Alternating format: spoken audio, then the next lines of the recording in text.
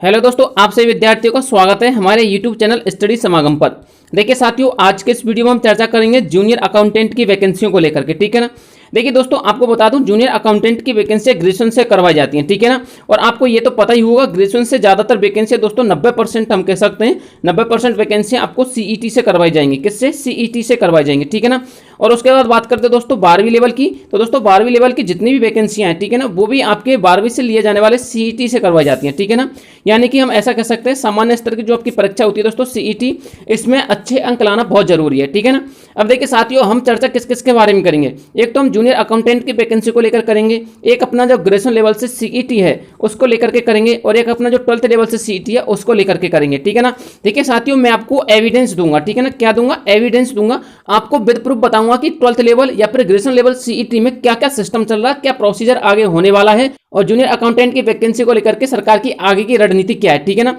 देखिए साथियों, मैं उन विद्यार्थियों को बताना चाहूंगा जो विद्यार्थी 12th लेवल से है ना, वो विद्यार्थी मेरे द्वारा कही हुई बात को अच्छी तरह से सुनिएगा, क्योंकि दोस्तों इस वीडियो में सबसे पहले मैं चर्चा करूंगा जूनियर अकाउंटेंट की वैकेंसी का। और ये तो आपको पता ही है, जूनियर अकाउंटेंट की वैकेंसी ग्रेजुएशन लेवल के सीईटी से निकाली गई है, ठीक है ना। किससे? ग्रेजुएशन लेवल के सीईटी से। जूनियर अकाउंटेंट की वैकेंसियां ग्रेजुएशन लेवल के सीईटी से हो रही हैं, तो जो नियम कानून ग्रेजुएशन लेवल के सीईटी में जूनियर अकाउंटेंट की वैकेंसियों के लिए अपनाए जाएंगे, वही नियम कानून दोस्तों 12वीं लेवल के सीईटी में अन्य वैकेंसियों के लिए अपनाए जाएंगे, ठीक है ना। आप इस तरह से समझ सकते हैं। तो देखिए दोस्तों, जूनियर अकाउंटेंट वाले विद्यार्थियों के लिए मैं बताऊं आपके लिए क्या अपडेट है, वो अपडेट आप देख लीजिए, ठीक है ना। तो देखिए साथियों, यहाँ पर कौन कौन सी अपडेट आपको देखने को मिलेगी, वो एविडेंस भी मैं आपको दूंगा। लेकिन दोस्तों इससे पहले कुछ पॉइंटों पर हम चर्चा कर लेते हैं, ठीक है ना। देखिए साथियों, सबसे पहले हम बात करते हैं जूनियर अकाउंटेंट की वैकेंसी 2023 की। तो ये तो दोस्तों फिक्स है, आपको पता ही, लगभग 5100 के समथिंग आपको जूनियर अकाउंटेंट की वैकेंसियां देखने को मिल जाएंगी, ठीक है ना। अगर हम बात करें दोस्तों इसके सिलेबस की कि इसका सिलेबस क्या होगा जूनियर अकाउंटेंट का, तो देखिए साथियों, इसका सिलेबस जो आरपीएससी ने 2013 में जो सिलेबस जारी किया था वही सिलेबस होगा, ठीक है ना। इसका नोटिफिकेशन आ चुका है, 2013 के सिलेबस में कोई परिवर्तन नहीं है, कोई बदलाव नहीं है, ठीक है ना। याद रखना इस चीज को। अब बात करते हैं दोस्तों अपने सीईटी में मार्क्स कितने चाहिए। आपको पता ही है जूनियर अकाउंटेंट की वैकेंसी में सीईटी में अच्छे मार्क्स होना बहुत जरूरी है, क्योंकि दोस्तों जब 5000 वैकेंसी सीईटी से भरवाई जाएंगी जूनियर अकाउंटेंट की, तो आप ऐसा समझ लीजिए उनका 15 गुना कितना हो जाता है दोस्तों, 75,000, ठीक है ना। यानी कि 75,000 फॉर्म आपके भरवाए जाएंगे, ठीक है ना। अब यदि हम बात करें सीईटी में कितने अच्छे अंक होने चाहिए ताकि आप जूनियर अकाउंटेंट में फॉर्म भर सकें, ठीक है ना। तो साथ ही मैं आपको बता दूं, यदि आपने ग्रेजुएशन कर रखी है, सीईटी दे रखा है और जूनियर अकाउंटेंट की तैयारी कर रहे हैं, तो दोस्तों आपको कम से कम 170 प्लस अंक, कितने? 170 प्लस अंक, एनी अदर कैटेगरी कह रहा हूं दोस्तों, कोई भी कैटेगरी हो, ठीक है ना। 170 प्लस अंक आपके होने चाहिए सीईटी में, तब जाके आप जूनियर अकाउंटेंट की वैकेंसी में बैठने लायक हो गए। यानी कि तब जाके आप सिर्फ जूनियर अकाउंटेंट की वैकेंसी में फॉर्म भर सकते हो जब आपका स्कोर 170 के प्लस में जा रहा हो, ठीक है ना। अब बात करते हैं दोस्तों उन विद्यार्थियों की जो विद्यार्थी सिर्फ 160 या फिर 150 पे किए हुए हैं, यानी कि जिनके नंबर 160 या फिर 150 आ रहे हैं, वो क्या करें। देखिए साथियों, अपने थंबनेल में भी पढ़ा होगा, मैंने उसमें यह लिखा था कि आप तैयारी बंद कर दो। क्या कर दो? तैयारी बंद कर दो। मैंने ऐसा क्यों लिखा था दोस्तों? मैंने ऐसा इसलिए लिखा था क्योंकि जो 40% की मुहिम चलाई जा रही थी ना, कि सीईटी में 40% वाले विद्यार्थियों को क्वालिफाई किया जाए, लेकिन दोस्तों उस मुहिम को देखते हमको यह लग रहा है कि उस मुहिम से दोस्तों गवर्नमेंट पर कोई असर नहीं पड़ रहा है, ठीक है ना। गवर्नमेंट अपने 15 गुना, कितने गुना? 15 गुना विद्यार्थियों को लेकर के बिल्कुल सतर्क है। वो चाहती है कि सिर्फ 15 गुना विद्यार्थी ही सीईटी में बैठाए जाएं, ठीक है ना। तो इसलिए दोस्तों मैंने आपको ऐसा लिखा था, यदि 15 गुना विद्यार्थी ही सीईटी में बैठाए जाएंगे तो दोस्तों वो विद्यार्थी जिनके 150 के समथिंग अंक मर रहे हैं सीईटी को लेकर के, वो विद्यार्थी तो तैयारी करना बंद ही कर दो अन्य वैकेंसियों की। क्योंकि दोस्तों जिन विद्यार्थियों के 150 अंक आ रहे हैं सीईटी में, तो दोस्तों वो किसी भी वैकेंसी में फॉर्म भरने लायक नहीं होंगे। क्यों नहीं दोस्तों? ये तो आपको पता ही होगा, क्योंकि जब एक बात बताइए 5000 वैकेंसियां निकलेंगी टोटल किसी भर्ती में और उसका 15 गुना लिया जाएगा, तो टोटल फॉर्म कितने हो जाएंगे? 75,000 हो जाएंगे। तो 75,000 में दोस्तों कम से कम 150 या फिर ऐसा समझ लीजिए 160 के अधिक अंक वाले विद्यार्थी आपको 75,000 आराम से मिल जाएंगे, क्योंकि बहुत सारे विद्यार्थी तैयारी करने वाले हैं, ठीक है ना। तो ये तो हो जाता है दोस्तों आपका नेगेटिव पॉइंट। कौन सा पॉइंट? नेगेटिव पॉइंट के जो मैंने आपको लिखा था ना कि आपको तैयारी बंद कर देनी चाहिए, ये आपका नेगेटिव पॉइंट हो जाता है। अभी दोस्तों इसका पॉजिटिव पॉइंट क्या होगा वो भी मैं आपको बताऊंगा। लेकिन दोस्तों ये जो 15 गुना वाली कंडीशन चल रही है ना कि 15 गुना विद्यार्थी लिए जाएंगे, ये बिल्कुल फैक्ट है या फिर नहीं है, ये कहां तक सत्य है, इसका क्या एविडेंस है, वो मैं आपके लिए बता देता हूं। देखिए साथियों, जो आपको नीचे दिखाई दे रहा है ना, ये एक कटिंग है दोस्तों न्यूज़पेपर की। इस न्यूज़पेपर में दोस्तों गवर्नमेंट ने क्या लिखा है वो आप देख लीजिए। सीईटी को लेकर के क्या लिखा हुआ है? सीईटी को लेकर के लिखा हुआ है सितंबर से भर्ती परीक्षा, यानी कि आपकी जो भर्ती परीक्षाएं दोस्तों वो सितंबर से शुरू हो जाएंगे, ठीक है ना। सिलेबस और 15 गुना अभ्यर्थी तय नहीं कर सकेंगे तैयारी, यानी कि अब मैं आपको बता दूं दोस्तों 15 गुना अभ्यर्थी तय नहीं कर सकेंगे। देखिए क्यों लिखा हुआ है, ये इसलिए लिखा हुआ है दोस्तों, टोटल अगर ग्रेजुएशन लेवल और 12वीं लेवल सीईटी की बात करें दोस्तों टोटल 20 लाख के समथिंग स्टूडेंट बैठते हैं। 20 लाख के विद्यार्थियों में जो अभी स्कोर कार्ड जारी किया, आपको पता है 20 लाख विद्यार्थियों का, लेकिन प्रत्येक विद्यार्थी की दोस्तों रैंक इन्होंने जो है निर्धारित नहीं की है। क्या रैंक इन्होंने निर्धारित नहीं की है कि आपकी जो है रैंक कौन सी है, किसमें, सीईटी में, ठीक है ना। जब आपकी रैंक भी निर्धारित हो जाती, जैसे कि किसी विद्यार्थी की 15,000वीं रैंक थी, कितनी, 15,000वीं रैंक थी, तो वो विद्यार्थी आराम से अनुमान लगा सकता था कि मेरी 15,000वीं रैंक है, मैं आराम से किसी वैकेंसी में एलिजिबल हो जाऊंगा फॉर्म भरने के लिए। तो दोस्तों गवर्नमेंट ने सिर्फ स्कोर कार्ड जारी किया है। क्या स्कोर कार्ड जारी किया है, उसके अंतर्गत रैंक उन्होंने निर्धारित नहीं की है, जिसकी वजह से दोस्तों गवर्नमेंट जो है ना वो अभी तय नहीं कर पा रही है कि 15 गुना अभ्यर्थी किस तरह से हमको लेने, किस तरह से नहीं लेने, रैंक किस हिसाब से निकाली जाएंगे, ठीक है ना। ये सारा कुछ इसमें लिखा हुआ है, लेकिन दोस्तों लेने तो 15 गुना ही है ना, बात तो सिर्फ 15 गुना की हो रही है। यानी कि अगर हम बात करें गवर्नमेंट की, तो गवर्नमेंट के दिमाग में सिर्फ एक ही विचार आ रहा है कि 15 गुना ही लेने। अगर वो विचार कर भी रही है ना दोस्तों, तो वो 15 गुना पर ही विचार कर रही है, वो 40% पे विचार नहीं कर रही है। तो इससे हम ये कह सकते हैं दोस्तों 90% चांस है, कितने परसेंट, 90% चांस है कि दोस्तों गवर्नमेंट जो है सिर्फ 15 गुना अभ्यर्थियों को ही लेगी, ठीक है ना। आगे इसमें क्या लिखा हुआ है आप देख लीजिए।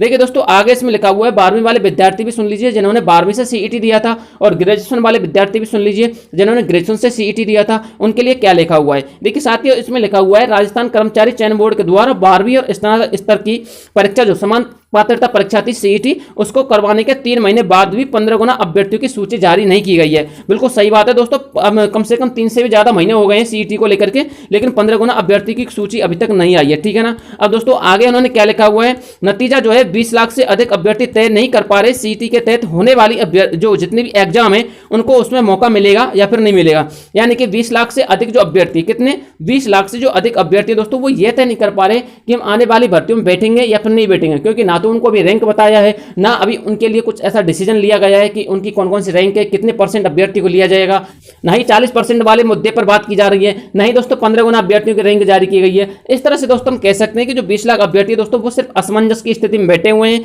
कुछ विद्यार्थी ऐसे हैं जिन्होंने सीईटी में अच्छा स्कोर नहीं किया था, लेकिन दोस्तों वो अच्छे अच्छे एग्जामों को क्वालिफाई करके बैठे हुए हैं, लेकिन जब सीईटी में उनका नंबर नहीं आया तो दोस्तों अच्छे अच्छे एग्जामों में तो उनको बैठने का मौका मिलेगा ही नहीं। तो दोस्तों वो भी विद्यार्थी अभी परीक्षा का इंतजार कर रहे हैं, ठीक है ना। अब दोस्तों वो आगे क्या करेंगे क्या नहीं करेंगे, वो सिर्फ 15 गुना अभ्यर्थियों को लेकर ही थोड़ा सा दोस्तों भ्रमित हो रहे हैं, ठीक है ना। और आगे इसमें क्या लिखा हुआ है वो आप देख लीजिए। आगे दोस्तों इसमें लिखा हुआ है 9 सितंबर को सूचना सहायक की भर्ती परीक्षा प्रस्तावित है, ये भी आपको पता है, और सीईटी का अभी तक कोई नामो निशान नहीं है, ठीक है ना।